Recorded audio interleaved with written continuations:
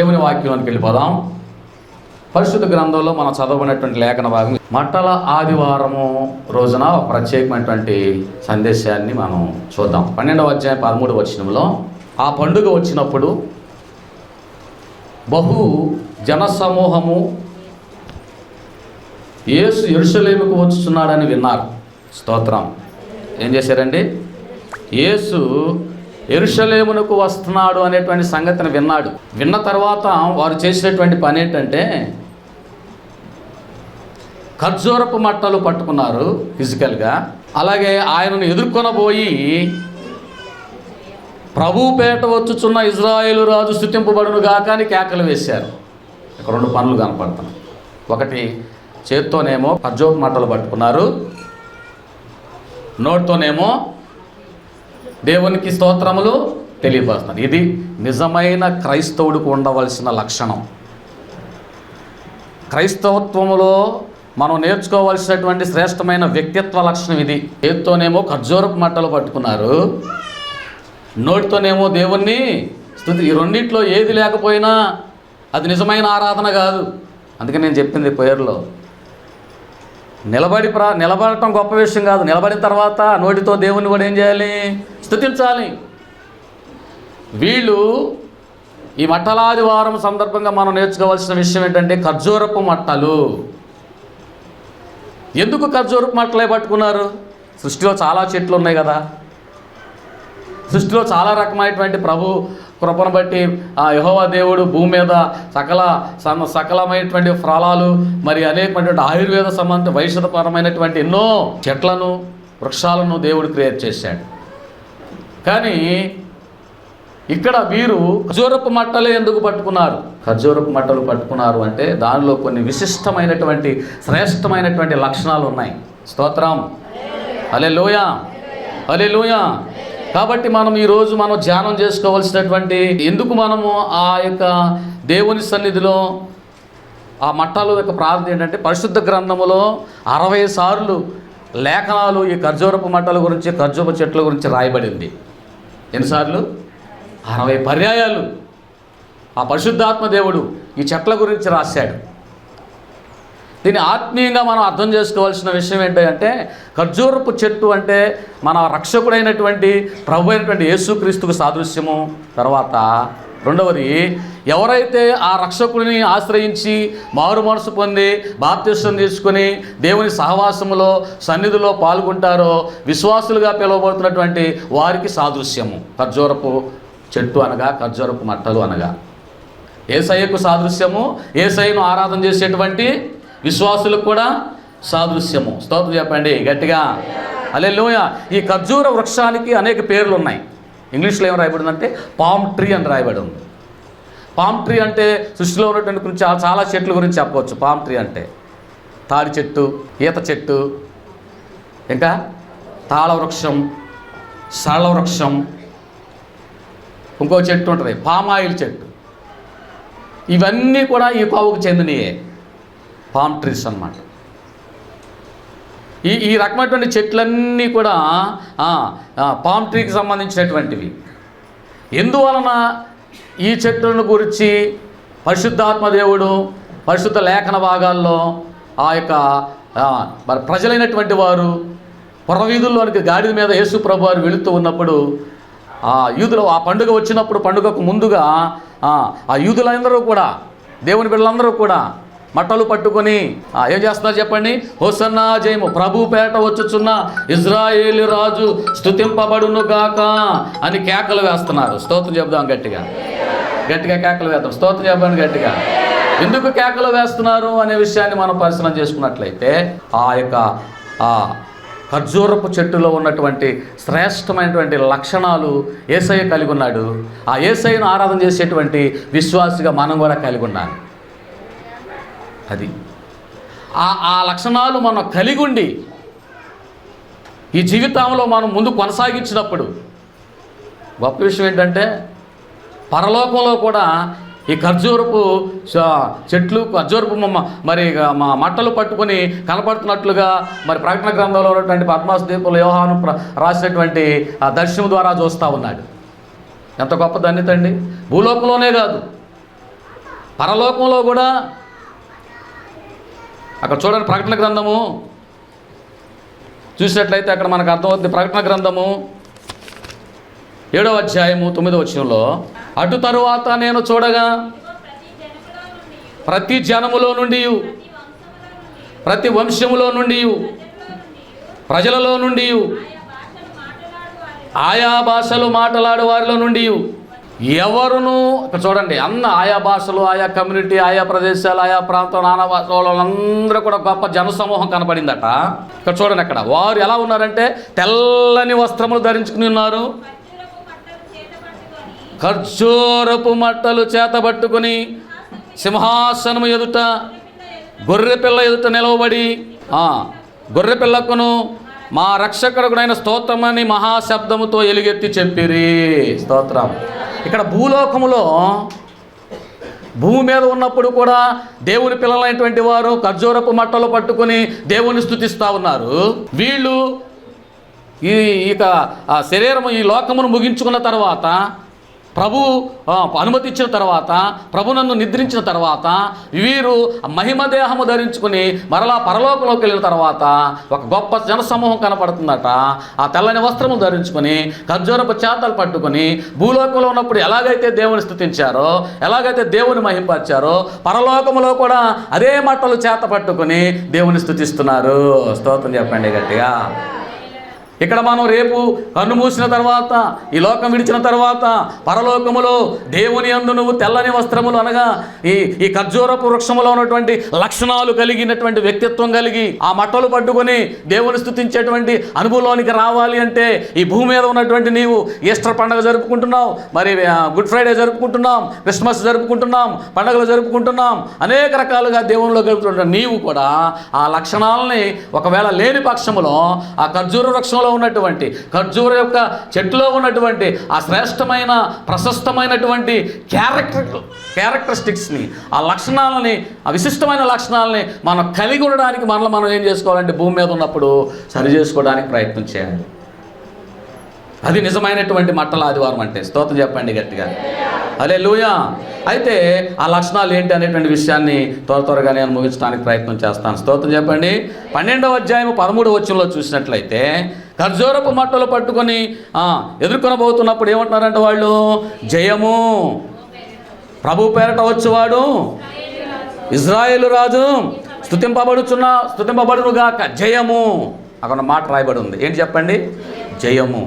దేనికి సూచనగా కనపడుతుందంటే ఖర్జూరపు మట్టలు అనేటువంటివి విజయానికి చిహ్నం, జయానికి చిహ్నం,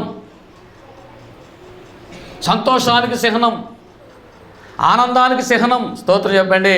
ఈ శిలువ ధ్యాన దినాలలో, ఈ హోలీ వీక్లో మనకు ఒక నిరీక్షణ ఉండాలి. ప్రభు, ఇదిగో నేను ఈ మట్టలు పట్టుకొని నేను స్తుతిస్తున్నాను కాబట్టి నేను అపజయాల్లో ఉన్నాను, శ్రమల్లో ఉన్నాను, ఇరుకుల్లో ఉన్నాను, ఇబ్బందుల్లో ఉన్నాను, వేదనలో ఉన్నాను, దుఃఖంలో ఉన్నాను, కానీ నాకు ఒక నిరీక్షణ ఏంటంటే నాకు విజయాన్ని ఇచ్చే దేవుడవు నీవే. స్తోత్రం. హల్లెలూయా. నాకు విజయమును ఇవ్వగలిగేటువంటి దేవుడవు నీవే అనేటువంటి నిరీక్షణతో ఉన్నటువంటి అనుభవం అన్నమాట అండి. నిరీక్షణ కలిగి ఉండాలి. ఏం కలిగి ఉండాలి? నిరీక్షణ, విశ్వాసము కలిగి ఉంటే విజయాన్ని నువ్వు కలిగి ఉంటావు. వాళ్ళ ఉద్దేశం. ప్రభువా, గాడిద మీద ఊరేగుతూ వస్తున్నావు కదా నాయన, జయము హోసన్నా, జయము హోసన్నా, జయము. రేపు మరణాన్ని జయించబోతున్నావు, పునరుద్ధాన దినాన్ని మేము చూడబోతున్నాం, రేపు ఈస్టర్ను చూడబోతున్నాం. నీ శ్రమలు, నీకు ఇరుకులు, ఇబ్బందులు వచ్చినా కూడా మాకు ఇప్పుడు గుడ్ ఫ్రైడే ఉందంటే మాకు ఒక నిరీక్షణ ఏంటంటే రేపు మాకు ఈస్టర్ ఉంది. ఈరోజు నువ్వు కుటుంబపరంగా, వ్యక్తిగతంగా, సంఘపరంగా ఏ విషయంలో అయితే నువ్వు శ్రమలు, ఇరుకులు, ఇబ్బందులు ఎదుర్కొంటున్నావో నాకు తెలియదు, కానీ దేవుని యొక్క సన్నిధిలో నువ్వు కూడా విశ్వాసం కలిగి ఉండు. ఆ ఖర్జూరపు మట్టలు పట్టుకున్నటువంటి వారిలాగా తప్పకుండా దేవుడు నాకు విజయాన్ని ఇస్తాడు. నమ్మిన వాళ్ళు స్తోత్రం చెప్పండి.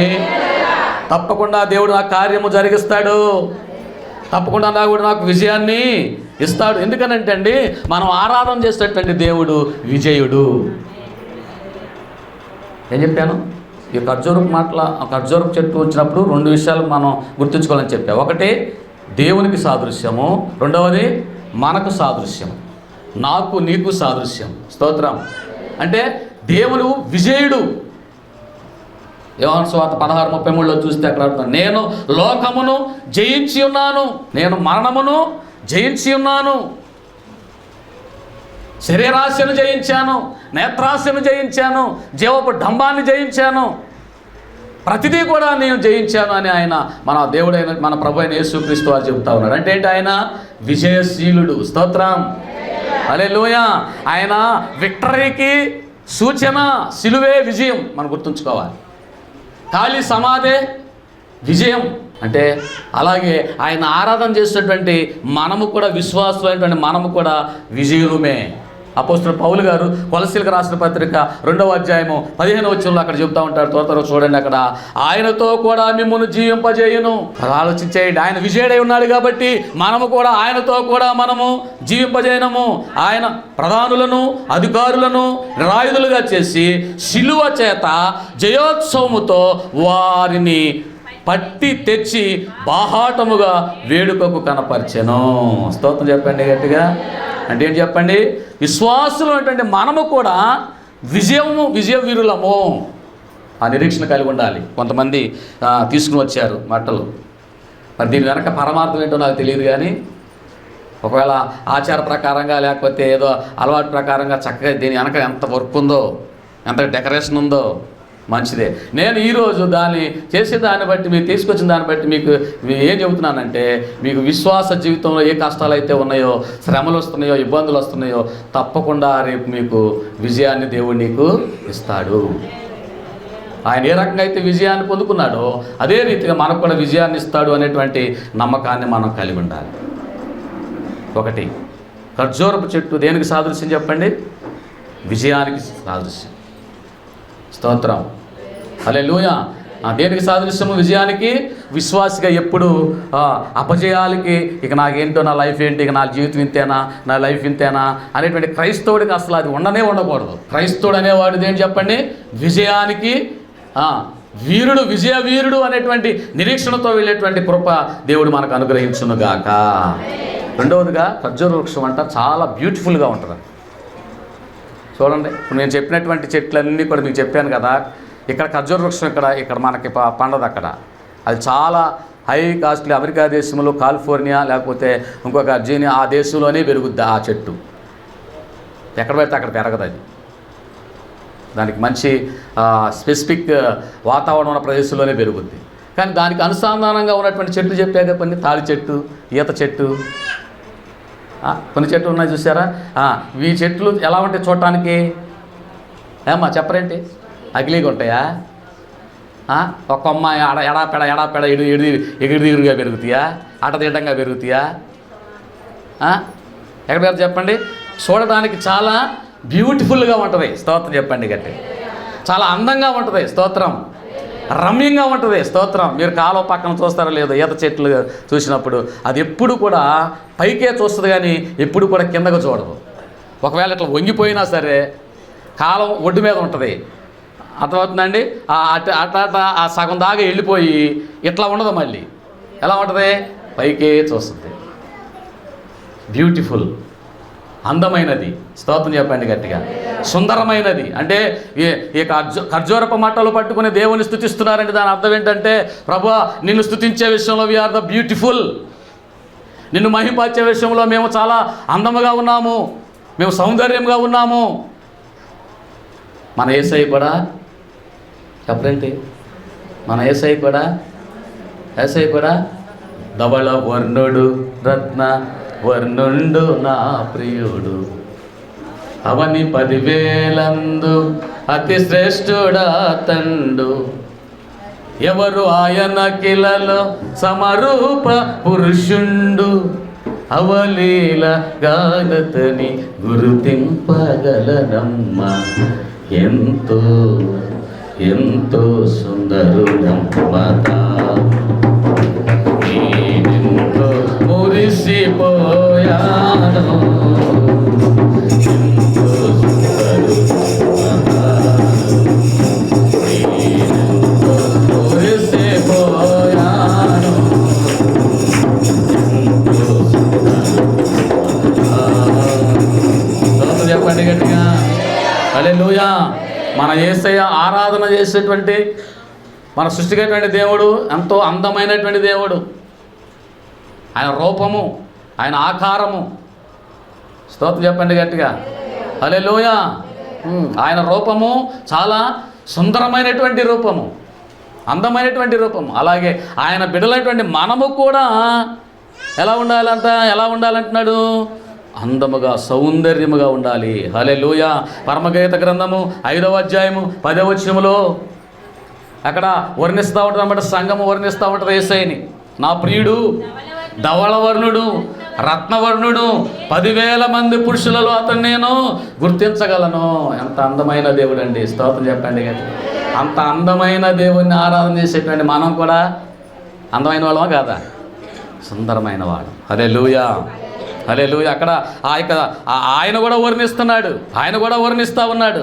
పరమగీతం 1వ అధ్యాయం 15వ వచనం అంటాడు, నా ప్రియురాలు నీవు సుందరివి, నీవు సుందరివి, నీ కన్నులు ఏ కన్నులు? గువ్వ కళ్ళు. స్తోత్రం, హల్లెలూయా. దేవుని బిడ్డలైన మనకు కూడా కావాల్సింది ఏంటంటే అంత సౌందర్యం కలిగి ఉండాలి. ఏ సౌందర్యము? శారీరకంగా సౌందర్యం కలిగి ఉంటే చాలు. ఇందాక అదే చెప్పా, శరీర సౌందర్యం కలిగి ఉండి క్రొయ్యలో నిలబడితే కుదరదు. ఆత్మీయంగా దేవుని యొక్క సన్నిధిలో నీ నోరుని పరిమళ వాసనగా దేవుణ్ణి స్తుతించగలిగినటువంటి సౌందర్యం కలిగినటువంటి యెరూషలేము కుమార్తెల అనుభవంలోనికి మన సంఘము అనుభవంలోనికి వచ్చును గాక. హల్లెలూయా, హల్లెలూయా. కొంతమంది ఫిజికల్గా సౌందర్యంగా ఉంటారు, అసలు మామూలుగా టాలెంట్ పరంగా దేవుని పని విషయంలో, దేవుని పరిచయ విషయంలో అసలు సౌందర్యమే ఉండదు. అగ్లీగా కనపడతా ఉంటారు, అందహీనంగా కనపడతా ఉంటారు. చప్పట్లు కొట్టరు, పాట పాడరు, హల్లెలూయా అనరు. వీళ్ళు ఫిజికల్గా అందంగా ఉంటారు కానీ స్పిరిచువల్గా అగ్లీగా ఉంటారు.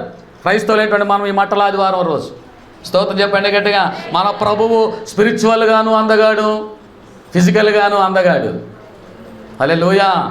ఆత్మీయంగా కూడా ఆయన ఎంతో సుందరుడు. స్తోత్రం. శారీరకంగా కూడా ఆయన ఎంతో ధవళవర్ణుడు. హల్లెలూయా. రత్నవర్ణుడు. స్తోత్రం.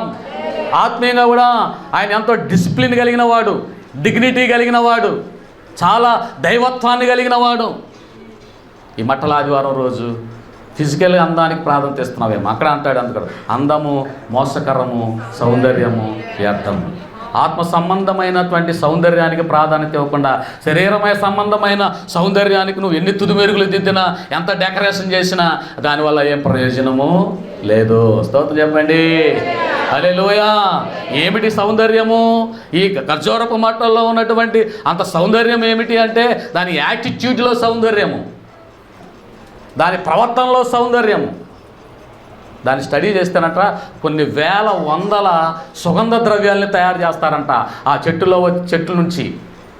అంటే అంత సువాసన కలిగి ఉంటాయి అన్నమాట అండి. దాంతో తయారు చేసి మెటీరియల్గా వాడుతూ ఉంటారంట అండి. దాన్ని మీరు కావాలంటే చదువుకున్నటువంటి వారు సెర్చ్ చేసుకోవచ్చు గూగుల్లోకి వెళ్ళి. What is the characteristics of palm tree characteristics అంటే దాంట్లో వచ్చేస్తాయి. హిస్టారికల్గా కొన్ని లక్షణాలు వచ్చేస్తాయి దాంట్లో. అలాగే దేవుని పిల్లలు మనము, దేవుని సన్నిధిలో ఉంటుండండి మనము ఈ మట్టల ఆదివారం రోజున ఫిజికల్గాను సౌందర్యంగా ఉండాలి. ఎలా ఉండాలి చెప్పండి?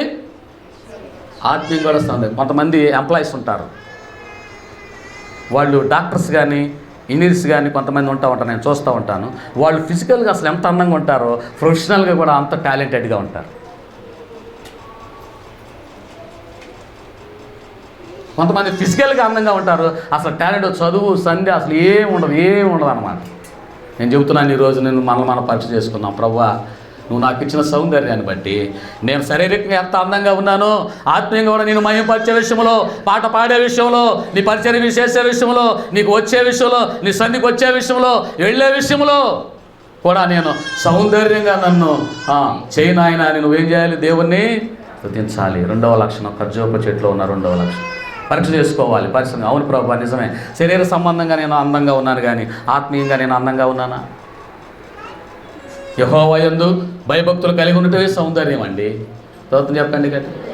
ఏం చెప్పండి? దేవుని యందు భయభక్తులు కలిగి ఉండటమే సౌందర్యం. 31వ అధ్యాయం 30వ వచనములో చెబుతూ ఉంటాడు కదా, అందము మోసకరము, సౌందర్యము వ్యర్థము. యెహోవా యందు భయభక్తులు కలిగిన స్త్రీ కొనియాడబడుతుంది అంతే. స్తోత్రం చెప్పండి గట్టిగా. దేవుని విషయంలో భయము కలిగి ఉండేటువంటి సంఘముగా ఉండాలి. దేవుని విషయంలో భక్తి కలిగినటువంటి సంఘంగా ఉండాలి. ఇచ్చే విషయంలో భక్తి కలిగిన సంఘంగా ఉండాలి. వచ్చే విషయంలో భయం కలిగిన సంఘముగా ఉండాలి. నా ప్రియమైన దేవుని బిడ్డలారా, ఈ వాక్యాన్ని వింటుంటే నీవు పరిశీలన చేసుకోవాలి. రెండవదిగా, అయ్యా నేను సౌందర్యంగా ఉన్నానా, శారీరకంగా నేను హ్యాపీగానే ఉన్నాను, హెల్దీగానే ఉన్నాను, కానీ ఆత్మీయంగా నేను అన్హెల్దీగా ఉన్నానేమో, ఇక నుంచి నేను అలా ఉన్నాను ప్రభు అని ఏం చేయాలి? మనము పరీక్ష చేసుకోవాలి. స్తోత్రం చెప్పండి గట్టిగా, హల్లెలూయా. 7వ అధ్యాయం 7వ వచనం, పరమగీత గ్రంథము 7వ అధ్యాయం 7వ వచనంలో అక్కడ 3వ లక్షణం కనపడుతుంది. నీవు తాళ వృక్షమంతా తిన్నని దానవు. తాళ వృక్షమంతా అంటే ఏంటి? వృక్షంలో ఆ యొక్క ఖర్జూరపు చెట్టులో ఉన్నటువంటి లక్షణం ఏంటంటే తిన్నగా ఉంటుంది అన్నమాట. స్ట్రైట్గా ఉంటుంది. వంకర బుద్ధులు ఉండవు, దానికి వంకర చూపులు ఉండవు, వంకర ఆలోచన ఉండదు, వంకర శాస్త్రాలు ఉండవు. స్తోత్రం చెప్పండి. చూడడానికి మంచి చెట్టులాగా కనపడుతున్నావు కానీ, రంగు కలిగిన చెట్టులాగా కనపడుతున్నావు కానీ, సుందరమైన చెట్టులాగా కనపడుతున్నావు కానీ, నీలో వంకర లక్షణాలు ఏమున్నాయో అవి పరిశీలన చేసుకో. నీలో వంకర తత్వము, తిక్కల తత్వం, వంకర తత్వము, ఆ తత్వం వంకరనే ఉంటే దాన్ని సరి చేసుకోవడానికే యేసు ప్రభువారు పుర్ర వీధులలో గాడిద మీద ఎక్కి నిన్ను దర్శించడానికి వచ్చి ఉన్నాడు. ఈ మట్టల ఆదివారం రోజు వచ్చినప్పుడు దీన్ని పండగలాగా ఆచరించడానికి కాదు నీకు ఇచ్చింది. నిజమే ప్రభువా, నేను బ్యూటిఫుల్గా ఉన్నాను, బట్ నాలో ఉన్నటువంటి కొన్ని బెండు లక్షణాలు నాలో ఉన్నాయి, వంకర లక్షణాలు నాలో ఉన్నాయి. చొప్పనాత్తానం, ద్వేషము, కక్షలు, భేదములు, విభేదములు, అభిచారములు, ద్వేషములు, కలహములు, మత్సరములు, ఇవన్నీ వంకరలే. ఈ వంకరాన్ని కూడా ఏం చేసుకోవాలి? ఖర్జూరపు చెట్ల లక్షణం. అందుకే నేను ప్రకటన గ్రంథంలో ఎందుకు రాశాడు ప్రభువా? ఈ యోహాను గారు ఎందుకు చూశాడు?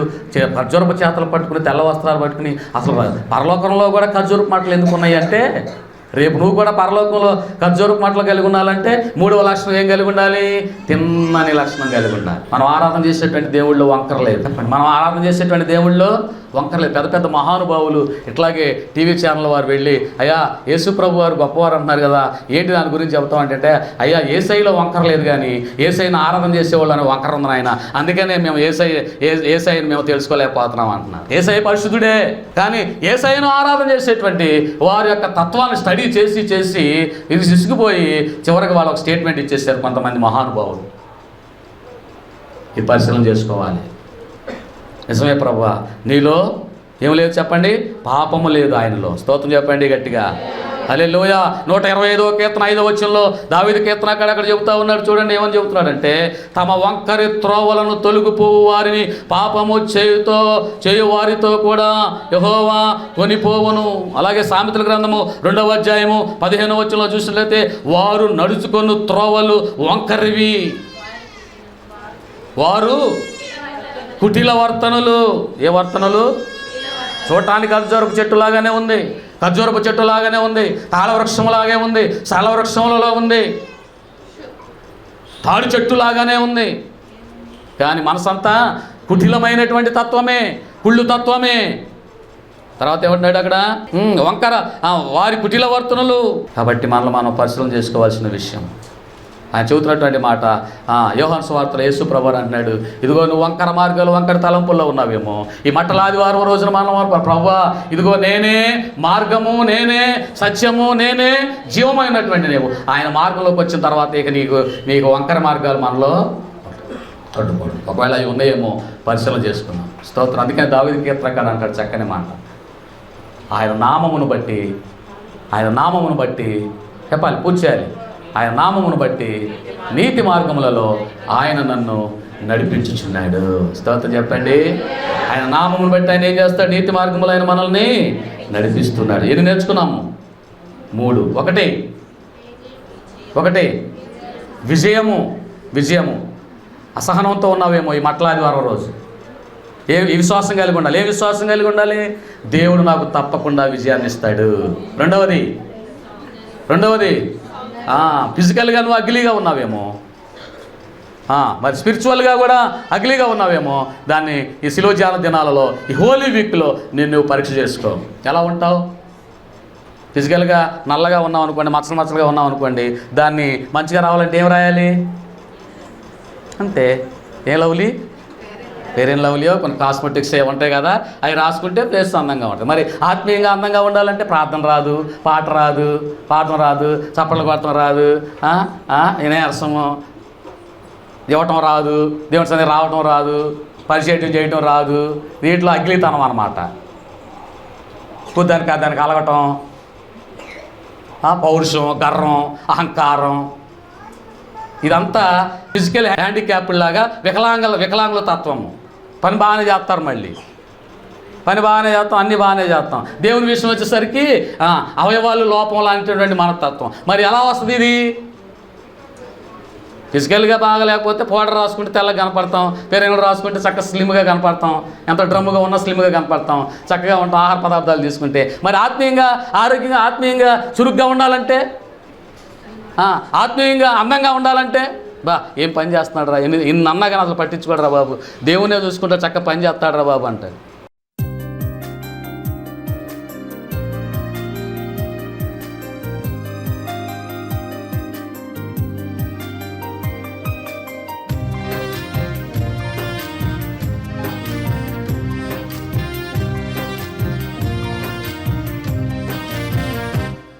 ఒక దివ్యమైన సంగతితో నా హృదయము పొంగెను. ఒక దివ్య